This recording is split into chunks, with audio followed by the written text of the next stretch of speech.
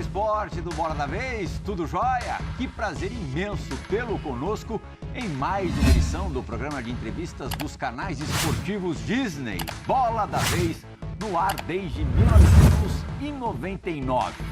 Nessa edição, eu, André Kfouri e Vitor Birner vamos entrevistar o treinador mais vencedor da atualidade aqui no Brasil. Nos últimos tempos, ou assim, no geral, são muitas conquistas, as mais importantes 3 Copas do Brasil e uma Copa Libertadores. Dessas 4 conquistas, 3 aconteceram em um período de 12 meses para cá, talvez até um pouco menos. Dorival Júnior, muito obrigado por ter vindo nos visitar no Bola da Vez. Não preciso dizer o quanto é importante a tua presença aqui.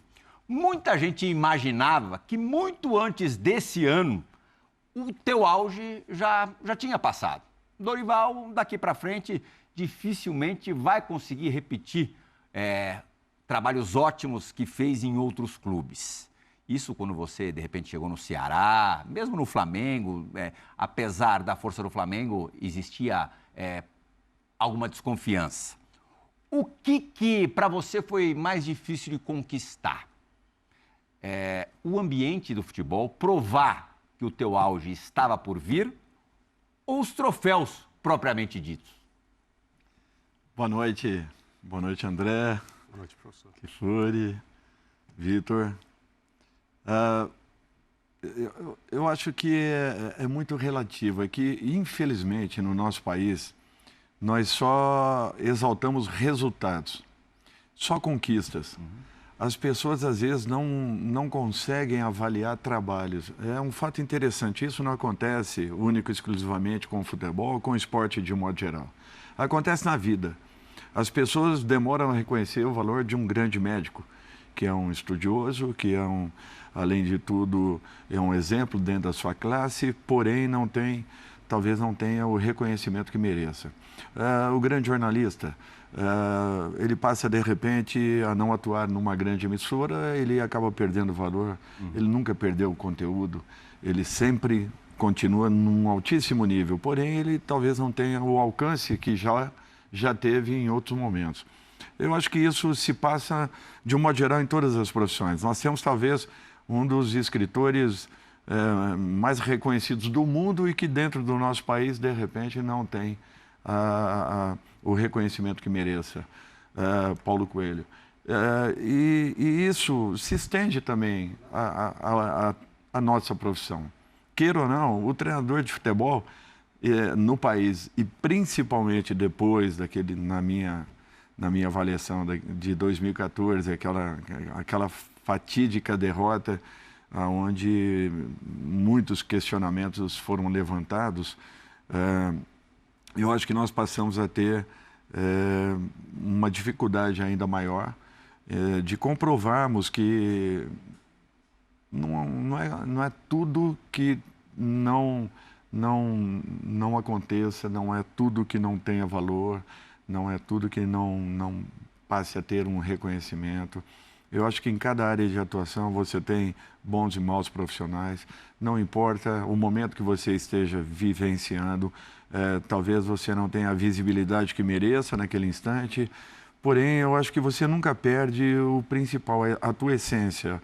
E esse conteúdo que você acumule, talvez você não tenha tido a oportunidade que mereça, o momento que mereça, talvez você passou por uma equipe em um momento anterior a uma grande conquista ou posterior a uma grande conquista.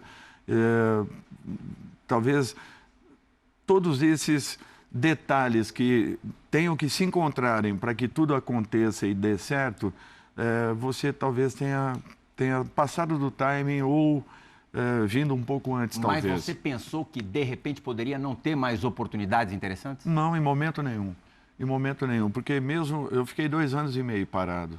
1 ano e 3 meses eu tive um problema, né? Um câncer.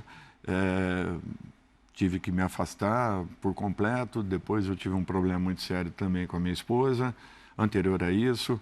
Então, foram momentos assim bem complicados. Só que eu nunca deixei de fazer o principal, de estar estudando, buscando uma evolução, buscando conteúdo para a minha comissão. Eu tinha reuniões quase que semanais com a nossa comissão, como se fosse... como se estivesse empregado. Exatamente. Reuniões de trabalho, onde discutíamos, detalhávamos um jogo. Olha, vamos dar uma atenção para esse jogo, eu vou observar jogo A, você o B, e você, André, o C, e depois nós vamos discutir um pouco mais. Por que isso? Porque é um tipo de trabalho que é preparatório. Você não sabe onde você estará daqui a um mês, 2 ou um ano. Lógico. Então, o meu exercício era esse. Eu pegava uma equipe, tentava analisar. Se eu tivesse na função desse treinador, naquele momento, o que eu estaria fazendo? Quais as mudanças que eu proporia? Dentro do que eu estou vendo, do sistema que ele está empregando, o que eu não faria, o que eu faria, o que eu mudaria ou não mudaria. Então, para mim, isso daí foi muito importante. E foi um período que nós renovamos muitas coisas que vinham acontecendo. Eu tive, ao longo da minha carreira, durante pelo menos 14 anos, era sair de um clube e no dia seguinte estar em outro clube, mas literalmente, no dia seguinte. Tanto é que encontrozinho agora aqui, na saída, eu tinha saído do Internacional, estava viajando para Florianópolis, dentro do meu carro, toco o telefone, Zinho, preciso de você aqui no Rio e tal. No dia seguinte eu estava no Rio. Entre outras situações que aconteceram. Então foram literalmente de um dia para o outro. Talvez hoje eu não tivesse tido a mesma atitude que eu tive naquele instante. É que eu percebia que eu tinha fôlego, eu estava normal, o que tinha acontecido com um clube ou outro não era um desgaste excessivo, logicamente que eu talvez ainda envolvido com o trabalho anterior, porém não desgastado, eu me senti em condições de poder trabalhar. E foi isso que acabou acontecendo. Eu fui acumulando trabalhos atrás de trabalhos, até um momento que eu falei, opa, eu preciso dar uma parada, dar uma mudada em algumas coisas. E um outro fato, André, que ajudava, graças a Deus, a cada ano nós tínhamos uma conquista. Então, eu sempre achava que aquilo estava correto. Tudo que nós havíamos empregado em determinado trabalho, eu usava um pouco mais no seguinte, aproveitava muito daquilo que eu havia feito para que pudesse levá-lo. E, graças a Deus, aconteciam. Foram títulos em 3, em 4, em 5, em 6, em 7, não, que foi o vice-campeonato aqui com o São José, mas em 8 voltamos a ganhar, em 9, em 10, 2, 3 títulos, em 11, 12, então alguma coisa de bom tinha. E eu não queria parar. E talvez esse tenha sido uma condição que eu teria que ter revisto naquele instante. Então, assim, um breve relato do que foi a minha carreira até esse momento da chegada no Flamengo, depois, aí sim, de uma parada necessária, e não tinha como fazer diferente. Mesmo assim, eu tive muitos convites, clubes de Série A, de Série B, enfim, e não tinha como aceitá-los. Até quando virou o ano, que graças a Deus estava tudo zerado, eu falei para mim mesmo, o primeiro clube que me ligue será o clube que eu vou iniciar um novo momento, uma nova etapa na minha carreira. Eu estava fora do país, me ligou o Dimas, que tinha sido meu diretor de futebol no Santos, ele no momento no Ceará, e eu falei, Dimas, pode falar com o presidente que eu sou o treinador do Ceará. Segunda-feira eu estou aí e a gente conversa. Então, era uma decisão que eu tinha tomado, porque eu sabia que alguma coisa iria acontecer. E quando acerto com o Flamengo, eu chamei a diretoria do Ceará e falei, gente, eu preciso ir porque eu tenho um compromisso comigo mesmo, é um sentimento que eu voltaria ao Flamengo e quando voltasse ao Flamengo seria para conquistar. E foi isso que acabou, graças a Deus, acontecendo. Dorival. Foi o primeiro trabalho, desculpe, Vitor, foi o primeiro trabalho que eu terminei o trabalho. Interrompeu. Eu interrompi. Pedindo muitas desculpas à diretoria do Ceará, mas eu tomei aquela atitude porque estava dentro de mim. Eu falei que pela primeira vez eu iria ouvir o meu coração. O Dorival, só lembrando, em 2018, no segundo semestre, fez um trabalho bem digno no Flamengo. Cumprimento os colegas, os fãs das fãs do esporte, Dorival. Eu ouvindo sua fala, me remete a muito a questões Porque as questões de entender o jogo, o método de treino, essas coisas são essenciais para o futebol atual. Não dá para fazer futebol de um jeito quase empírico que nem em outros tempos. Mas você falou sobre muitas coisas humanas, resiliência, leva para lá, entende a hora de parar, a doença da sua esposa. E eu vejo você hoje, isso que me chamou muito a atenção, nos seus últimos trabalhos, quando você volta ao futebol, a sua maturidade. Para lidar com ambientes completamente diferentes. Porque o ambiente do Flamengo exigia, todos exigem boa preparação do coletivo, mas exigia algumas coisas que o ambiente do São Paulo não exigia, e talvez o do São Paulo exigisse outras coisas. E não tem fórmula pronta para isso. Não mesmo. É só o tempo, né? Você pode entender a hora de acomodar jogadores abrindo mão um pouco do que você chama de taticamente mais importante. Você pode entender a hora de deixar um Luciano fora e ele entender isso, que eu sei que não era uma coisa fácil, para a importância do Luciano no elenco e para a torcida. Você pode entender a hora de posicionar um time melhor, para o coletivo ser privilegiado e abrindo mão um pouco de técnica, como você fez no São Paulo agora, por características de jogadores. Eu queria que você falasse um pouco sobre isso, né? Como aprender isso? Se em algum momento o técnico para de aprender, porque às vezes a gente vê alguns treinadores que parece que acham que já sabem tudo, e você parece que sempre precisa aprender mais, que o aprendizado nunca acaba. Vitor, assim, eu acho que você não pode parar em momento nenhum. Não tem como parar, em nenhuma profissão. Se você parar, pode ter certeza que vem alguém, no bom sentido, atropelando por trás, porque o futebol, então, é muito dinâmico. O dinamismo é muito grande.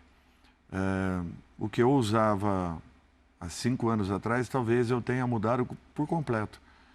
Dinâmica de treinamento, tempo de trabalho, execução. Por completo.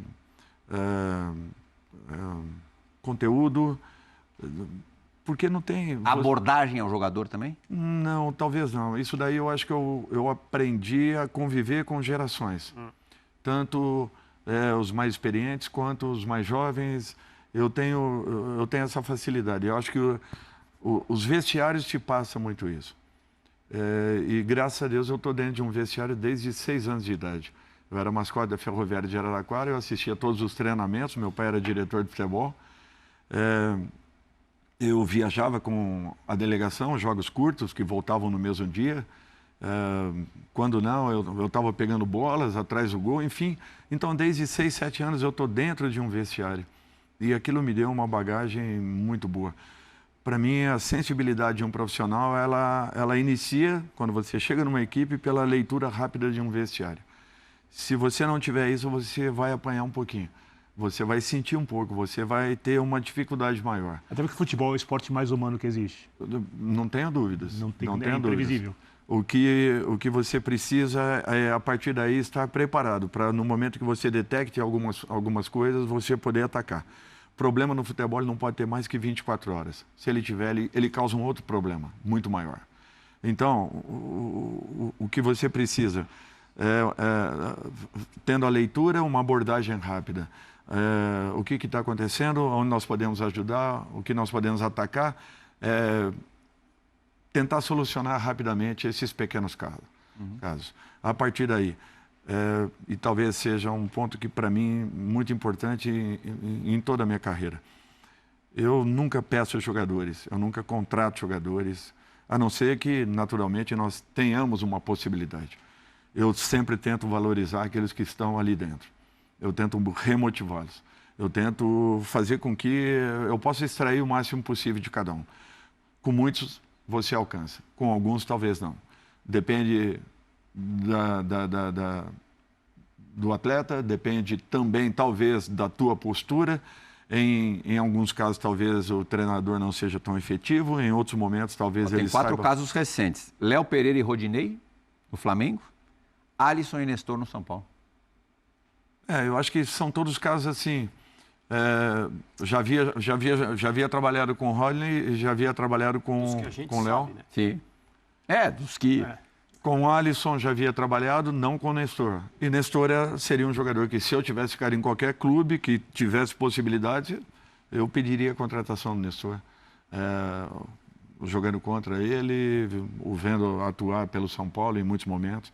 Seria um jogador que fatalmente eu tentaria buscá-lo se estivesse num clube que me desse essa possibilidade. Então, assim, e não só com esses.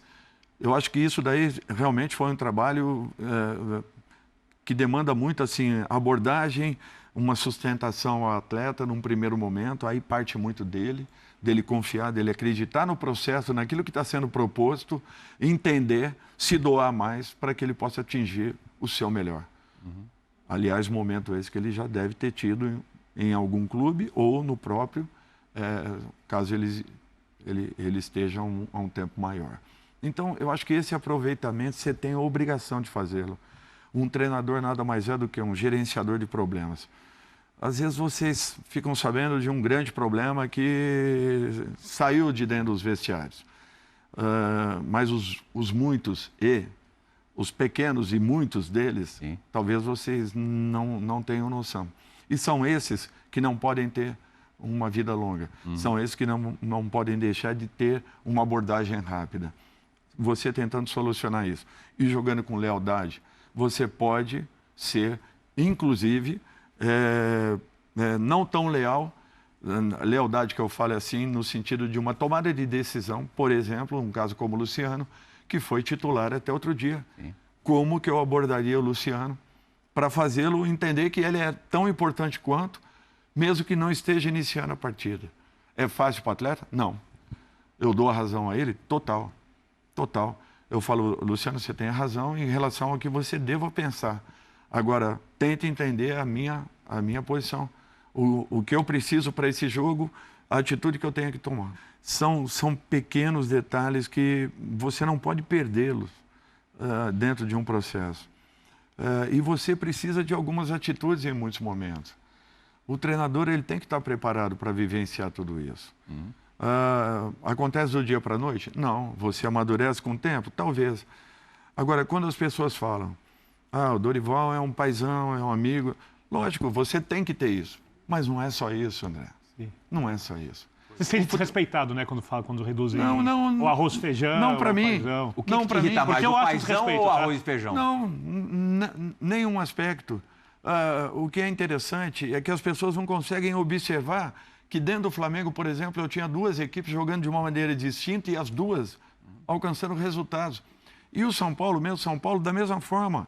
Nós alcançamos com duas equipes jogando de formas diferentes resultados.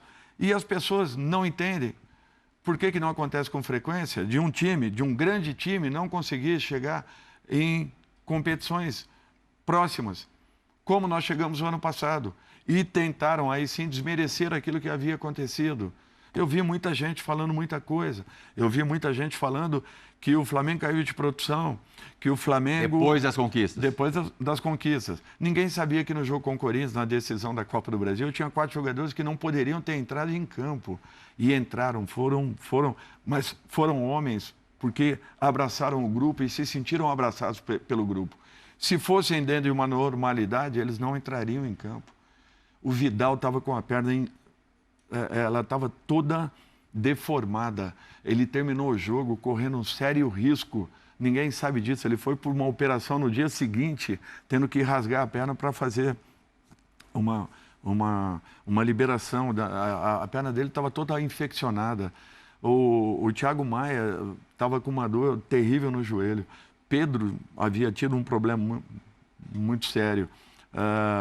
Tinha mais um jogador. A Arrascaeta vinha de 2 meses e meio sem treinar. Pubis.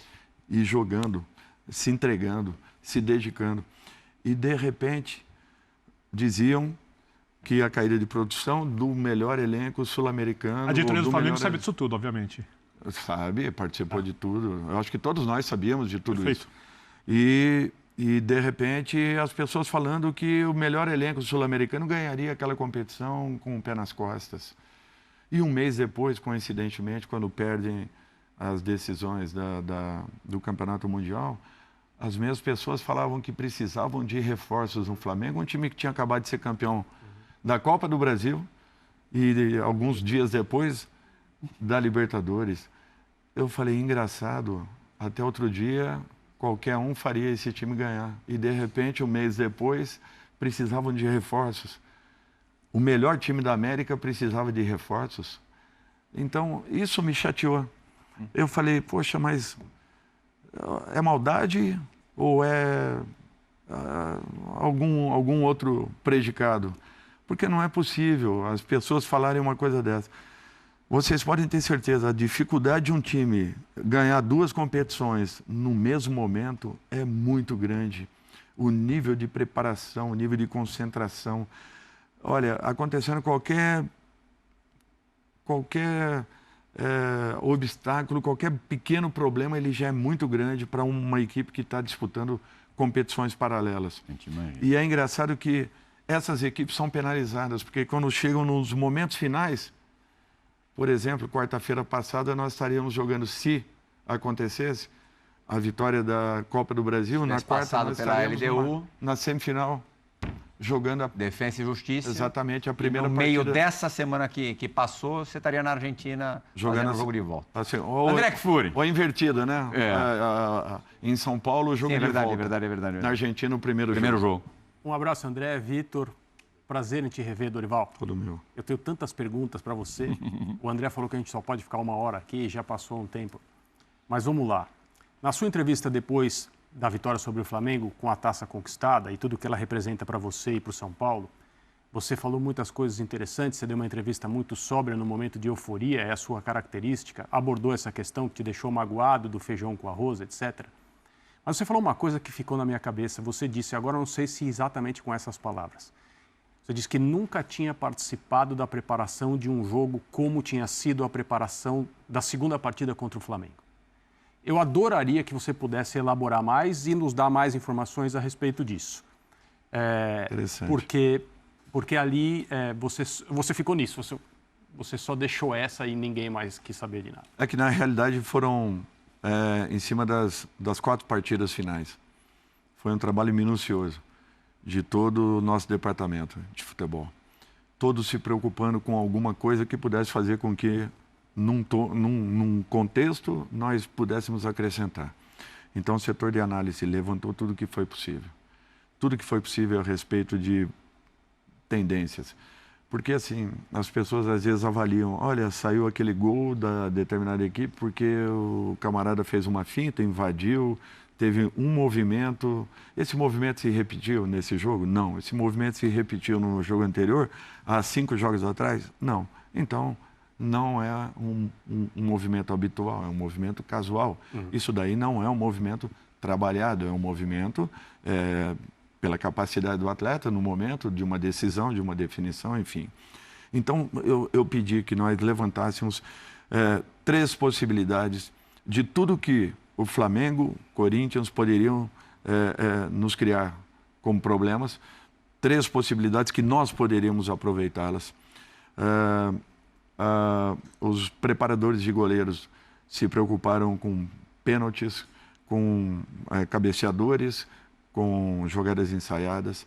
E foi feito um levantamento, só para vocês terem uma ideia, foram vistos mais de 150 pênaltis de cada equipe. Então, nós tínhamos assim... Nós municiamos, graças a Deus, nós municiamos todos os nossos atletas com todas as possibilidades possíveis. Olha, o Flamengo pode jogar com uma linha de 5, com a entrada de um volante dentro da linha. Saindo para jogar, ele vai passar a jogar com uma saída com 3 homens, fazendo desse jeito, espetando o Wesley pelo lado, trazendo uma possibilidade ao Everton Ribeiro, se não for o Everton, se tiver um jogador aberto, aí eles vão acumular funções. Então, nós tentamos mostrar para os jogadores tudo o que poderia acontecer dentro de uma partida. Quer jogassem determinados jogadores ou não, quer entrassem determinados jogadores ou iniciassem com aqueles que estavam possivelmente no banco. Então, a preparação que foi feita, porque nós tivemos esse período, foi tudo direcionado para aquele momento. Nós não tínhamos desconhecimento de nada que pudesse acontecer, tanto contra o Corinthians quanto contra o Flamengo. Poderíamos ser surpreendidos, poderíamos, pelos lances habituais da equipe, das equipes adversárias, por uma jogada individual, por um lance que, de repente, existisse um atacante vencendo um zagueiro, mas nós não seríamos surpreendidos por jogadas que que provavelmente estariam sendo trabalhadas para determinadas partidas. Eu confesso que eu achei que a questão tinha mais a ver com a parte emocional. Eu acho... E aí, André, é um detalhe interessante. Momentos como esse, você tem que recolher muito mais do que proporcionar uma ativação emocional. Você não precisa ativá-los. O próprio atleta tem noção da responsabilidade, do condicionamento, daquilo que precisa, das obrigações e do que representa uma partida como essa. Se você continuar a estimulá-lo, continuar a querer colocar muita informação... Passa um pouco. Muito. Mas a contenção não é tão difícil quanto a ativação? Segurar a onda A dos caras? contenção é você tentar fazer com que as coisas sejam o mais natural possível no dia a dia. Foi isso que nós tentamos fazer. E mesmo assim, o nosso nível emocional, ele foi ao limite. Dorival, eu já vi, por exemplo, o Tinga falando que a perda do Campeonato Brasileiro ajudou o Inter a ser campeão da Libertadores no ano seguinte. Já vi vários jogadores dizerem que as derrotas criam como se fossem cicatrizes que ajudam a lidar com outros momentos decisivos e por isso o time ganha. A derrota do São Paulo na Sul-Americana do ano passado, do jeito que foi, tem alguma coisa a ver com isso? Você acha que tem alguma contribuição? Se a São Paulo tivesse sido campeão da Sul-Americana no passado, o gerenciar do grupo hoje teria que ser diferente? Eu queria que você falasse um pouco disso, baseado na sua experiência, por favor. Interessante. Eu vou falar de logística. Tá. A logística foi completamente diferente. Nada do que aconteceu ano passado foi repetido esse ano. Pelo contrário, nós tomamos todos os cuidados possíveis e imagináveis em relação a onde ficaríamos no local, quem ficaria naquele local. Nós estávamos totalmente atentos a todos os detalhes possíveis. Os jogadores só tinham contato com o elevador, quarto, restaurante à parte, restaurante separado dentro dos hotéis. Nós não tivemos contato com ninguém. Nós tínhamos um foco, um objetivo, e os próprios jogadores observaram aquilo e relataram a todos nós. A diretoria estava atenta, não repetiu os movimentos que foram feitos no ano passado. Então, isso daí foi um passo. Ajudou nesse sentido? Totalmente. Derrotas, elas marcam muito. E essa equipe, ela sentiu como ninguém, porque pelo menos aí uns 10 a 15 jogadores ainda estavam, né, da equipe anterior. E com certeza passaram as suas experiências, a vivência, o que foram aqueles momentos. Tudo que sentiram, todo o ambiente criado, toda a ansiedade gerada por aquela partida e, de repente, não alcançando o objetivo principal. Então, nesse sentido, eu acho que foi muito importante. Foi uma preparação. Nem sempre uma derrota é uma preparação, mas eu acho que nós tiramos muitos pontos daquele momento, que foram fundamentais e importantíssimos para esse instante. O Carlos Belmonte vai participar, Dorival, daqui a pouquinho do Bola da Vez, mas antes você acabou de dizer que super mapeou Corinthians e Flamengo, os adversários das semis e das finais da Copa do Brasil. O Flamengo no primeiro jogo, com uma formação inédita. Bom, com o São Paulo era sempre uma formação inédita. Mas sem um jogador de criação no meio-campo, com Gabigol, Pedro e Bruno Henrique. Quando você viu essa escalação, qual foi a sua reação? Não, eu percebi que nós poderíamos ter um homem a mais no meio-campo. Que foi o que eu falei, que o Nestor ele não se preocupasse em abrir para jogar, ao contrário, só nas jogadas desenhadas que nós tínhamos em mente, porque espetávamos, né, o Caio. O Caio ficaria numa condição em que ele não daria uma marcação inicial ao Wesley. Se o Wesley quisesse marcá-lo, teria que fazer uma abordagem lá fora. Então, com isso, o Caio ficou jogando num espaço livre, talvez sem marcação, e foi o que saiu por ali. Ocasionou o nosso gol. Por quê? Porque o movimento do Nestor entrando para dentro, criando uma dificuldade, já que os volantes tinham que saírem nos nossos dois volantes, os meias tinham que sair nos nossos dois volantes. Eles entravam com o volante principal numa linha de 5. E Nestor era o cara que podia jogar, que podia estar livre, que com certeza não teria uma abordagem direta. Se o Wesley saísse, nós teríamos o Caio do lado contrário em projeção. Se o Wesley ficasse com atenção no Caio, o Nestor seria o homem livre, o homem de desafogo, o homem que trabalharia bolas. E isso começou a acontecer. Quando eles saltavam no Nestor, Lucas ficava livre. Quando eles marcavam Lucas, Nestor ficava livre. Quando saltavam no Alisson para marcar, Lucas e Nestor ficavam totalmente desmarcados, com uma linha muito longa para que o volante pudesse cobrir um lado ou outro. Então, nós tivemos muita posse de bola, nós tivemos muitas inversões de bola, nós tivemos infiltrações, trabalhos de infiltração, criamos boas oportunidades. A nossa marcação foi agressiva, foi uma marcação que não deu campo para o time adversário poder trabalhar. Eu acho que isso daí foram pontos importantíssimos e que fez com que o primeiro tempo fosse um primeiro tempo onde nós poderíamos ter tido até uma sorte melhor. Achamos o gol numa jogada dessa forma, trabalhada, Nestor vem por dentro, quando a bola cai no pé do Caio, ele carrega por dentro, Nestor faz um movimento por fora e dá tempo de Calleri fazer um movimento para segundo pau, que é onde nós trabalhávamos ao longo da semana, que Calleri estaria sempre no segundo pau, em cima de um dos dois laterais, porque o Wesley sairia para abordar ou o Ayrton sairia para uma abordagem em cima do Rato, que também não entrava na última linha, em cima da última linha adversária. Fazendo isso, ele estava sempre numa situação entre linhas, em que obrigaria, se quisessem, uma abordagem lá fora, ou o Rato caminharia com bola até a próxima área adversária. Então, essa era a condição que nós... E quando nós vimos a escalação, nós mantivemos aquilo que tínhamos construído. Por quê? Porque foi a equipe que nós trabalhamos ao longo da semana, com aqueles 3 homens de meio, uma possibilidade da entrada do Everton, que eu achava na primeira partida mínima em razão de tudo que nós havíamos ouvido do São Paulo. Então, nós imaginávamos aquela formação. E, graças a Deus, acabou acontecendo dessa forma.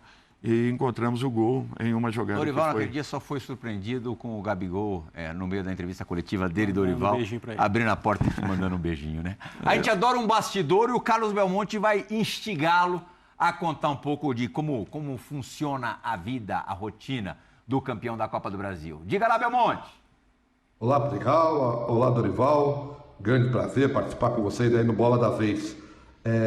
Me pediram para fazer uma pergunta para o Dorival, mas muito mais que uma pergunta, eu vou pedir para o Dorival relatar um pouco da resenha que temos aqui praticamente todos os dias de manhã, no café da manhã, aqui no CT, quando eu, o Dorival, o Muricy, Rui Costa, o Nelson, o presidente Júlio, muitas vezes o Milton Cruz, sentamos para tomar café juntos de manhã. Aí a gente quase não fala de futebol, viu, Pedrigal? A gente conversa de tudo. Eu queria que o Dorival contasse um pouco dessa resenha que, sem dúvida nenhuma, deixa o nosso dia muito mais feliz logo cedo. Grande abraço para todos, grande abraço a você, Dorival, e parabéns mais uma vez pelo trabalho, pela conquista da Copa do Brasil. E como eu sempre digo, vamos por mais. Interessante isso.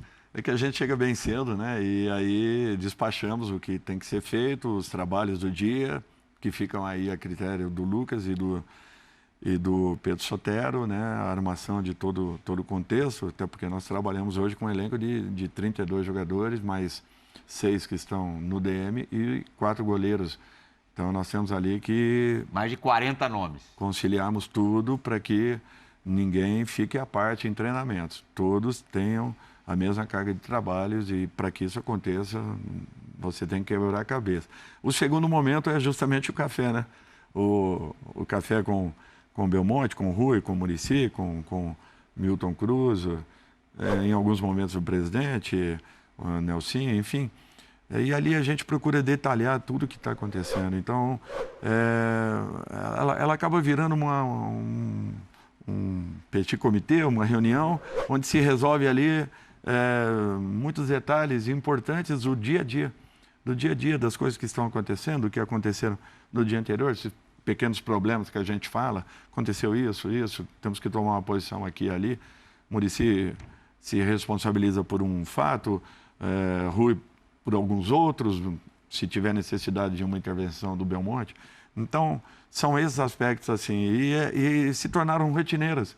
E interessante que a gente consegue agilizar muita coisa, aliviar o dia a dia e ficar com o dia apenas com foco na preparação, na elaboração dos trabalhos ali que serão utilizados tanto no dia anterior, ou no dia atual, quanto nos dias seguintes, para que você adiante muito desse processo, que é bem desgastante no dia a dia, você tentar jogar e conciliar com esse número de atletas que nós temos e deixar com que todos estejam motivados e trabalhando no mesmo nível. Birner? Dorival, eu tenho muita curiosidade para entender um pouquinho, puxando para o Flamengo, quando você chega ali, né? E você tem um elenco estrelado, você falou o melhor elenco da América, e você precisa não desagradar aqueles jogadores, que têm fama de ser um grupo difícil de ser gerenciado. Ao contrário do que aconteceu no São Paulo, você tinha um grupo muito unido. O Nestor deu uma entrevista aqui para a gente, o Plihal falou que o grupo estava muito unido, que o ambiente era muito feliz. Você identifica isso rapidamente? Você já sabia disso? Quando você toma decisões para escalar o Flamengo, muitas vezes a gente vê, por exemplo, seu time dando um pouco mais de espaço pelos lados do que você gosta. E você toma essa decisão baseada, obviamente, também em coisas externas. Eu queria que você explicasse os processos, por favor, porque eles são bem diferentes, ou eu estou equivocado? São fatos interessantes. Primeiro, o São Paulo é o time mais guerreiro que eu peguei até hoje.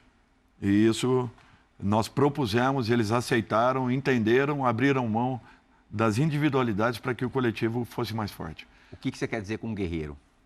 É o time de briga, é o time de luta, é o time que não se entrega, é o time que vai ao esgotamento. Aconteceu isso na maioria dos jogos. Por quê? Porque os caras vão ao esgotamento.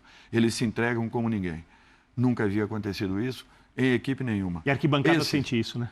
Eu acredito que sim. Sente. Porque o maior resgate que nós tivemos não foi talvez a conquista da Copa do Brasil. O maior resgate foi o torcedor passar a acreditar novamente na equipe de São Paulo. O torcedor comprou a ideia. Fato esse que não acontecia. Essa talvez tenha sido a maior conquista. Por isso, quando eu falo que as pessoas às vezes não percebem, só percebem quando ganha. Se ganha é porque teve, se ganha porque é unido, se ganha porque é participativo, se ganha porque é amigo, mas esse time já havia ganho o seu torcedor muito antes. E estava perdendo e não era questionado. Por quê? Porque deixava em campo, se entregava em campo. Com o Flamengo foi um fato interessante assim. E da mesma forma que eu usei com o Flamengo, eu usei com o São Paulo. Eu não mudei em nada na minha chegada, no meu primeiro dia, minha conversa com os jogadores, que eles passassem a se preocupar um pouco mais consigo próprio, buscassem melhorarmos. O que eu queria era... Porque cada treinador tem um nível de trabalho, tem uma condição de trabalho. Eu sempre vou respeitar, eu nunca vou chegar num clube e falar, olha, você está mal porque determinado treinador ou preparador físico te deixou mal. Não, não é isso. Não é isso. Até porque nós já estamos no meio de temporada. O que eu quero é que cada um melhore dentro da sua capacidade, dentro da sua condição. O que nós estamos apresentando naquele instante não é bom. Então nós temos que melhorar. Você tem que melhorar, você tem que melhorar, eu tenho que melhorar. Nós temos que melhorar. E é isso que eu propus ao Flamengo. Eu propus ao São Paulo da mesma forma. Os jogadores entenderam. Aí entenderam e abraçaram. Quando eu chego no Flamengo, que eu falava que o Pedro iria jogar naquele time, eu não estava mentindo. Eu observava o time do Flamengo. E olha só, na primeira semana eu perco o Bruno Henrique com o joelho. As pessoas falaram que eu só coloquei o Pedro porque eu perdi o Bruno. Mentira. Eu perdi o Arão, que tinha sido meu jogador há um tempo atrás, jogando como segundo volante, eu coloquei como primeiro volante em 2018. E o Arão teve atuações muito boas naquela função. Perdi o Rodrigo Caio, lesionado na terceira partida contra o... perdi o Gustavo Henrique, que havia sido vendido. Logo em seguida, o Lázaro, que estava despontando, fazendo gols em todos os jogos praticamente, foi vendido. Andrés Pereira, que estava sendo um jogador assim fantástico, que tinha recuperado a confiança, que estava também fazendo gols, ficou apenas, acho que 40, 45 dias com a gente. Isla, que eu nem pouco conheci o Isla. Então, assim, foram baixas significativas naquele momento. E eu tinha, na primeira reunião, quando eu coloco aos jogadores que nós iríamos mudar o momento, o padrão que nós estávamos vivendo, eles começaram a entender que todos ali seriam importantes, que todos iriam participar. E não foi diferente, não foi diferente com São Paulo. Acabando a reunião, eu chamei o Pedro e conversei com ele. Eu falava que um jogador do nível dele não podia estar no momento em que ele estava, vivendo o que ele vinha vivendo. E muito em razão também do desleixo que ele estava tendo, porque ele se entregou de tal maneira que ele não participava. O Davi Luiz falou algo semelhante ao que você acabou de dizer a respeito do Pedro. Exatamente. Eu falei para ele que ele se preocupasse e se preparasse um pouco mais, se ele quisesse jogar. Porque eu confiava nele e sabia que ele poderia nos entregar muito mais do que ele vinha entregando. Acabou na Copa do Mundo. E acabou mudando um pouco essa concepção. Quando a gente entra para jogar com os dois atacantes que ninguém havia colocado, e com isso eu tenho que alterar um pouco o padrão, porque eu sempre falei para o Everton que, para mim, o Everton era um meia. Eu dificilmente manteria o Everton, mesmo em 18, já falava isso para ele. Eu falei, Everton, se eu abrir 2019 aqui, você não vai jogar nesse setor de campo, você vai jogar por dentro, porque o teu potencial por dentro é impressionante. Eu não quero um jogador do teu nível jogando numa área limitada do campo. Eu quero que você tenha muito mais, você pegue muito mais vezes na bola, que é o que eu falava com o Ganso em 2010 no Santos. Eu quero você e a Arrascaeta mais próximos, para que a gente tenha muito mais articulações. E com isso, o Thiago e o João Gomes um pouco mais fixos na contenção, na proteção. Anterior a isso, eu tinha Andrés, que vinha jogando demais. Então, quando você fala... todo esquema, ele tem os prós e os contras. A teórica facilidade de infiltração pelos lados do campo, em nenhum momento aconteceu contra o Flamengo. Em nenhum momento, porque nós tínhamos uma marcação. Everton saía pelo lado direito, João Gomes pelo lado esquerdo. Nós neutralizávamos toda e qualquer possibilidade. O único time que havia envolvido a equipe do Flamengo era o São Paulo. Na semifinal da Copa do Brasil. Na semifinal da Copa do Brasil. Vocês ganharam de 3-1. Nós ganhamos de 3-1, exatamente. Agora, Dorival, antes da próxima pergunta do André, vou aproveitar a deixa. Você falou do Ganso, falou do Everton Ribeiro e acabou de dizer que o São Paulo é o time mais guerreiro que você dirigiu na carreira. Como esse time vai continuar sendo guerreiro e você, ao mesmo tempo, aproveitar o Rames Rodrigues? Olha, o Rames tem as características do Arrasca, teoricamente falando. Não tem por que não usá-lo, não tem por que não aproveitá-lo. Grandes jogadores, eles... Aquele é ótimo, com a bola no pé, acho que ninguém vai discutir. Exatamente. Participação, ele vem melhorando, ele vem evoluindo. O Rames ficou muito tempo afastado de partidas oficiais. Então, nós temos que ter um pouco de paciência. Ele próprio está tentando ainda entender que ele vai ser importante em determinado momento. É natural um jogador desse nível. Ele quer jogar a todo instante. Ele se sentindo bem, ele quer estar participando. Só que a mesma lealdade que eu uso com o Rames, eu uso com um garoto da base. Tem o seu momento, vai chegar. Lógico que ninguém fica contente com isso. Ou quando tiro o Luciano, como abordei a vocês. Um cara que foi importante para a nossa equipe e vinha sendo muito decisivo, um cara que tem uma definição impressionante, um cara que vinha sendo muito participativo. Não é fácil isso, mas são atitudes que é a tua sensibilidade que defina, talvez naquele instante. E você tem que tomar algumas decisões. E não tem como você se omitir em momentos como esse, mesmo que isso pese um pouquinho contra um ou outro atleta. Se não fosse Luciano, seria Nestor. Se não fosse Nestor, seria Alisson. Se não fosse, alguém teria que ser sacrificado.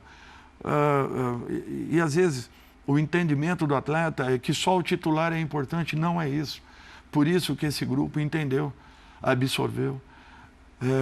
abriu mão das individualidades, mesmo talvez não estando satisfeito com a situação, com o momento, mas o cara sabia que ele seria aproveitado e o principal que ele estará e estará sendo respeitado a todo instante.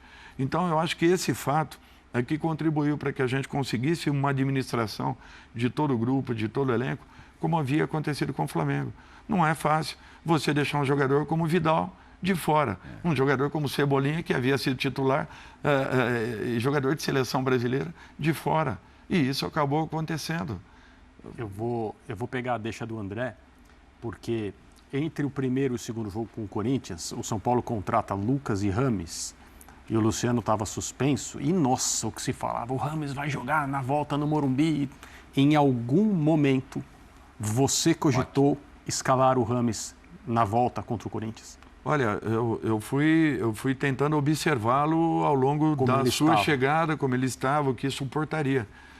É que, se vocês se lembrem, o jogo entrou num outro momento, eu tive que fazer algumas alterações para trás, que eu pouco faço, eu dificilmente faço, como eu tive que fazer em todas essas últimas partidas. Sim. Primeiro, lesão do Caio, Alisson, que não suportou toda a partida, o Pablo Maia, que teve um problema muito sério e que vinha voltando, eu também tive no primeiro jogo contra que fazer algumas alterações. Nas quartas de final, no intervalo, você perde Calera e Luciano. Foi isso mesmo. Só isso. E mata o jogo com o David Juan. Pois é. E com o gol do Rafinha, o único gol dele no São Paulo. Esse jogo aí a gente pode abordar melhor depois. Por isso que infelizmente. Tem mais. Mas então, chegou a cogitar? Sim, ou o momento dele nem te permitiu pensar? Não, eu pensava. Porque até começar com ele? Não, eu acho que assim, a conversa ela acontece no dia a dia de uma maneira natural. Mas jogadores técnicos, às vezes, eles não precisam de um super condicionamento. Claro. O jogador físico, ele precisa de um condicionamento superior. O técnico, não. Ele encontra tudo aquilo que ele queira, talvez com um pouco menos. Porém, é natural que com o passar de jogos, ele vai sentir. Mas, especificamente para uma partida ou outra, como o Renato, quando volta, entra na equipe do Corinthians, modifica o padrão. Aliás, jogadores como Renato, Renatinho dos Santos, Ricardo Oliveira, são jogadores que não... Zé Roberto, jogadores que não poderiam parar nunca. São jogadores fantásticos. Estou lamentando aqui que a gente tem pouco tempo, mas para a gente ser bem veloz, a gente tem a próxima pergunta gravada, partindo de um piloto São Paulino. Fala, Felipe Mas! Meu grande irmão Dorival, bom, primeiro estou aqui para te parabenizar por esse título que foi incrível, o que o São Paulo não tinha ainda. Isso mostra a importância que teve esse título para todos nós, torcedores do Tricolor. Queria te parabenizar como pessoa, né? Eu já tinha te conhecido antes, mas estive lá no CT junto com meu filho e foi um momento muito especial te conhecer, ver o jeito que você trabalha, ver o jeito que você não só como pessoa, mas como profissional também, com toda a equipe. E meu filho ficou muito, muito feliz, pintou até o cabelo de branco depois do jogo. Uma promessa que ele fez se o São Paulo tivesse vencido o campeonato. E venceu. Então eu queria parabenizar você, a todo o São Paulo, a toda a comissão técnica, o Muricy, que é o irmão também, teu filho, que é gente boa pra caramba. Então, cara, tamo junto, parabéns. Eu espero que isso seja aí, né, o começo de muito, muito sucesso, que eu tenho certeza que vai vir pelo Tricolor. E a minha pergunta trabalhar junto com o Muricy. Eu acho que teve esse momento, né, que mostrou muita força pro São Paulo, né, essa volta, o jeito de trabalhar. Como é que é trabalhar com o Muricy no dia a dia? E eu acho que os projetos, né, que vocês tiveram desde o começo até então e até pro futuro aí, o que vocês projetam dentro do São Paulo e como é que tá sendo esse trabalho aí. Grande beijo, parabéns, força Tricolor, tamo junto. Boa. Você consegue responder em um minutinho na velocidade, no Mas? Obrigado, Massa. Toma cuidado com esse garoto, que ele vai ser jogador, tá? Toma cuidado. O Muricy é uma pessoa fantástica, foi meu treinador, fui auxiliar técnico do Muricy e agora o tenho como um espelho, está ali do meu lado a todo momento, trocamos informações em todos os sentidos, um cara importantíssimo que todo treinador deveria ter, uma figura como o Muricy nos seus clubes. Uma pessoa, assim como Milton Cruz, que tem sido decisivos e fundamentais na elaboração e no desenvolvimento do nosso trabalho. Muito obrigado. Perfeito, melhor impossível. Pole position para o Dorival Júnior. Fazer esporte.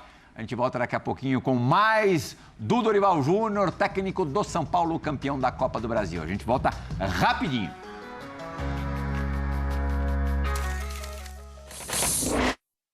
Assim sendo, hoje o concerto vai começar com o hino do São Paulo. Sabe quem vai? Dorival Júnior!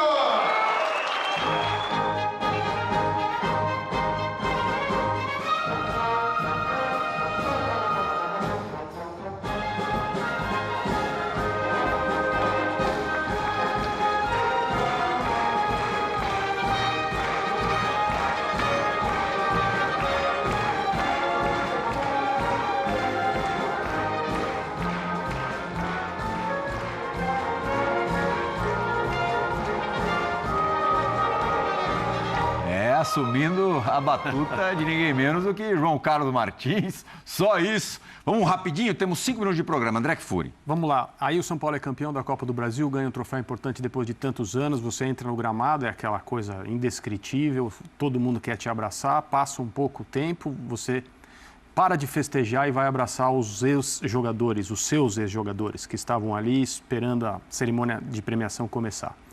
Se você fosse uma pessoa dada a pequenas vinganças, e quem te conhece sabe que você não é, eu imagino que deve ter sido um momento, assim, de um sabor para você, por ter ganhado um título contra o time que te renegou depois de você entregar 2 troféus meses antes. Eu sei que você não sentiu isso, você falou que não sentiu e todo mundo acreditou em você. Mas para você existe um fechamento em relação ao respeito ao seu trabalho, de maneira geral? Eu acredito que não, né? Eu não levei por esse lado, não tive esse sentimento. Meu coração estava muito aberto. A minha preocupação era dar um título ao São Paulo Futebol Clube. Isso eu não nego, eu não escondo. E essa sequência de anos sem que acontecesse uma grande conquista, isso me incomodava e eu me sentia também parte responsável nesse momento por essa condição. Mas não teve, assim, significado nenhum diferente de ter ganho do Flamengo. Aliás, quando eu cumprimento, e isso é uma obrigação que eu sempre coloquei em mim, em todas as decisões que eu participei. Se vocês buscarem imagens do ano passado do jogo com o Corinthians, depois que eu cumprimento todos os jogadores da minha equipe, eu vou ao encontro dos jogadores do Corinthians, fui ao encontro dos jogadores do Atlético do Paraná. Também tinha sido treinador de muitos deles no Atlético, como me senti também responsável em motivá-los ali, porque eu sei o sentimento que nós temos e a diferença do primeiro para o segundo colocado. Não é fácil. Dorival teve, alguns dias atrás, no teatro, assistindo O Homem da Máscara de Ferro. Pois o D'Artagnan, que é São Paulino roxo também, vai te fazer uma pergunta rapidinho. Oh, que legal. Fala, professor. Parabéns, campeão. E a minha pergunta é: qual a importância da arte, do teatro, da música, do cinema na sua vida e na sua carreira? Um abraço, professor. Caio Paduan, grande Quem São puder Paulino. assistir uma peça maravilhosa, fantástica, vocês o dois musical. O musical, olha, eu sou apaixonado por musicais, um dos maiores espetáculos que eu pude Teatro ou presenciar. cinema? Teatro. É? Teatro. É muito mais. Eu acho que a interação é muito maior. Gosto mais. Eu acho que o futebol é arte. Futebol é uma arte e não pode perder essa essência. A ligação é muito grande. Tudo que fazemos é na expectativa de gerarmos um grande espetáculo. Não pode ser diferente. Se perdermos essa essência, o futebol vai morrer Vitor muito Birner antes. agora ouviu Tele Santana. Exatamente. Faça a última pergunta para o Dorival Júnior. Você falou muito sobre... Voando! Sobre como cuidar de jogadores, como cuidar de grupos de jogadores, como cuidar de equipes, como cuidar de situações, como processos diferentes com os dirigentes aconteceram. Quero que você fale sobre o Dorival. Sua carreira de agora em diante. Eu sei que você tem ambições e você parece um jovem. Quando fala vontade de conquistar, parece que a idade fez muito bem a você, trouxe sabedoria.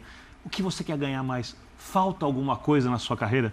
Não. Trabalhar fora? Trabalhar na seleção brasileira? Ganhar um Mundial, uma Libertadores para São Paulo, por outro clube?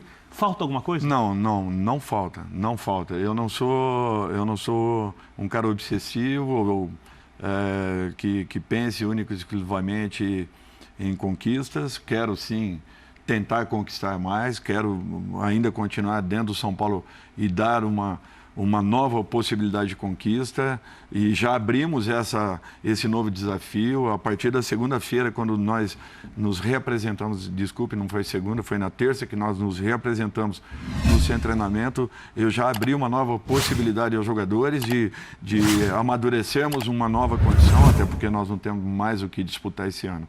Mas assim, não é aquela, sabe, aquela obsessão, desmedida. Não existe. É uma coisa leve, é uma coisa em que a preparação ela vai ser ainda maior do que foram todas as conquistas que já aconteceram. E eu quero tentar fazer o meu melhor pelo São Paulo. Me responda em 20 segundos. Você acha que isso vai acontecer com o Lucas sendo teu comandado ainda? Talvez seja muito melhor. Para os anos seguintes e com a presença dele. Eu não tenho dúvidas que... Eu conto muito com o Lucas e a torcida de São Paulo sabe o quanto ele será importante e conta muito com o Lucas. O Lucas sabe disso. Me responda em 15 segundos agora. Você, na sua primeira conversa com os jogadores, falou que acreditava num título ainda esse ano. Sim. Da onde você tirou isso? Da confiança no meu trabalho, da confiança que eu tinha em vê-los atuar contra o Flamengo ano passado, do momento que eles viviam, eu sabia que nós poderíamos potencializar aquela equipe, acreditava demais e afirmei para eles: podem se preparar que vocês vão decidir uma competição esse ano. Aconteceu. Muito obrigado, Dorival Júnior. Aconteceu também o Bola da Vez. Valeu, André Kfouri, Vitor Birner, fã do esporte. Muito obrigado pela companhia nessa última hora que passou rápido demais. O Bola da Vez retorna na semana que vem. Tchau, tchau. Alguém tem que ver isso aí, hein?